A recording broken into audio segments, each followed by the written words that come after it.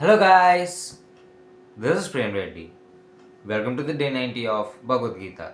ఈరోజు నేను చెప్పబోయే శ్లోకం భగవద్గీతలోని 17వ అధ్యాయంలో శ్రద్ధాత్రయ విభాగ యోగంలో 4వ శ్లోకం. ఈరోజు నేను చెప్పబోయే శ్లోకం వచ్చేసరికి యజంతే సాత్విక దేవాన్ యక్ష రాక్షంస రాజస ప్రేతాన్ భూతగణాశ్చన్యే యజంతే తామస జనాహ. దీని మీనింగ్ ఏంటంటే, నేను ఇంతకుముందు శ్లోకంలో 3 రకాలైన జనాల గురించి చెప్పా, ఆరు 3 గుణాల గురించి, త్రిగుణాల గురించి చెప్పా.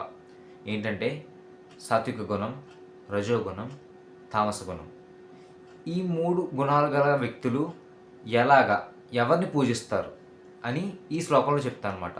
సాత్విక గుణం కలిగిన వాళ్ళు మంచి స్వభావం కలిగిన వారు కాబట్టి వాళ్ళు దేవతల్ని, దేవుళ్ళని పూజిస్తారనమాట.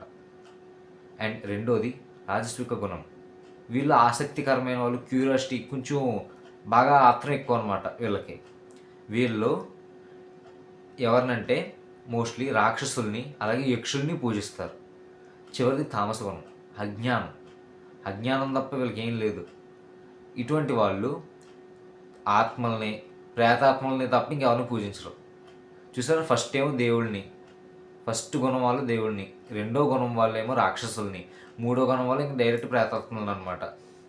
ఇలాగా ఈ త్రిగుణాలు కలిగిన వాళ్ళు ఈ విధంగా పూజిస్తారు. ఇది ఈ శ్లోకం యొక్క తాత్పర్యం. Thank you.